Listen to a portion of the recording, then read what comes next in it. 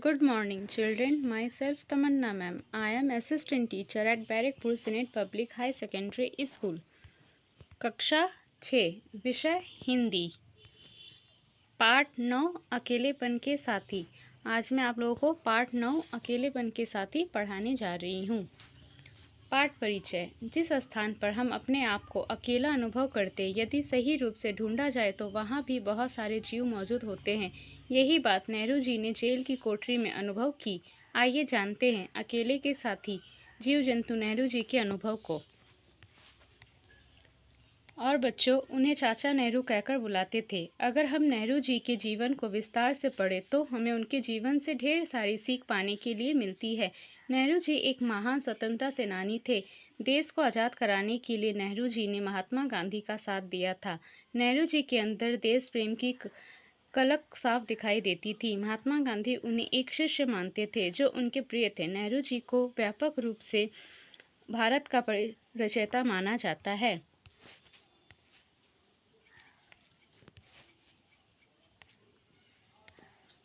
जवाहरलाल नेहरू स्वतंत्र भारत के प्रथम प्रधानमंत्री थे। इनके पिता प्रसिद्ध बैरिस्टर व समाज सेवी थे। नेहरू जी संपन्न परिवार के इकलौते बेटे थे। इनके अलावा इनके परिवार में इनकी 3 बहनें थीं। नेहरू जी कश्मीरी वंश के सर्वस्व ब्राह्मण थे। नेहरू जी ने देश विदेश के नामी विद्यालयों एवं महाविद्यालयों से शिक्षा प्राप्त की। इन्होंने हैरो से स्कूल की प्राथमिक शिक्षा एवं ट्रिनिटी कॉलेज लंदन से लॉ की शिक्षा प्राप्त की। इसके बाद कैम्ब्रिज विश्वविद्यालय से कानून शास्त्र में पारंगत हुए। 7 वर्ष इंग्लैंड में रहकर इन्होंने फैबिन समाजवाद एवं आर्य राष्ट्रवाद की जानकारी विकसित की। इन्हें गुलाब का फूल बहुत पसंद था जिसे वो अपनी शेरवानी में लगाकर रखते थे। इन्हें बच्चों से भी बहुत लगाव था। बच्चे इन्हें चाचा नेहरू कहकर संबोधित करते थे।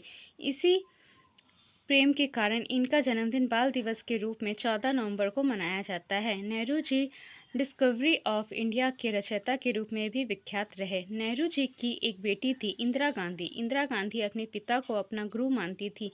देश की राजनीति को उन्होंने नेहरू जी से ही सीखा था। बचपन से ही देश की आज़ादी की लड़ाई को उन्होंने करीब से देखा था। यही वजह थी कि वे भी देश के प्रति अत्यधिक प्रेम रखती थी। इंदिरा जी आज़ाद देश की प्रथम महिला प्रधानमंत्री बनी। भारत देश को आगे बढ़ाने व मजबूती देने में इंदिरा गांधी जी का मुख्य योगदान था। जवाहरलाल नेहरू को मिला सम्मान।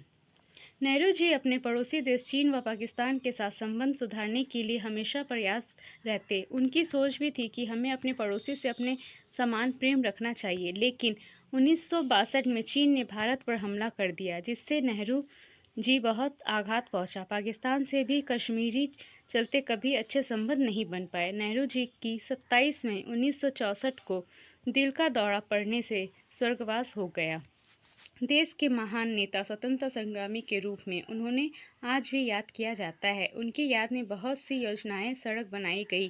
Jawaharlal Nehru school, Jawaharlal Nehru technology university, Jawaharlal Nehru hospital आदि की शुरुआत इन्हीं के सम्मान में की गई। 1928 से 1929 में मोतीलाल नेहरू की अध्यक्षता में कांग्रेस के वार्षिक सत्र का आयोजन किया गया। इस सत्र में 2 गुट बने। पहले गुट में नेहरू जी एवं सुभाष चंद्र बोस ने पूर्ण स्वतंत्रता की मांग का समर्थन किया और दूसरे गुट में मोतीलाल नेहरू और अन्य नेताओं ने सरकार के अधीन ही प्रभुत्व संपन्न राज्य की मांग की। इस 2 प्रस्ताव की लड़ाई में गांधी जी ने बीच का रास्ता निकाला। इन्होंने कहा कि ब्रिटेन को 2 वर्षों का समय दिया जाएगा ताकि वे भारत को राज्य का दर्जा दे, अन्यथा कांग्रेस एक राष्ट्र लड़ाई को जन्म देगी। परंतु सरकार ने कोई उचित जवाब नहीं दिया।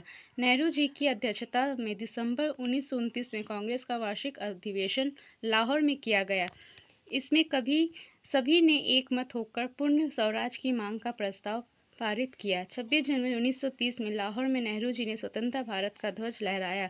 1930 में गांधी जी ने सविनय अवज्ञा आंदोलन का जोरों से आह्वान किया जो इतना सफल रहा कि ब्रिटिश सरकार को महत्वपूर्ण निर्णय लेने के लिए झुकना ही पड़ा।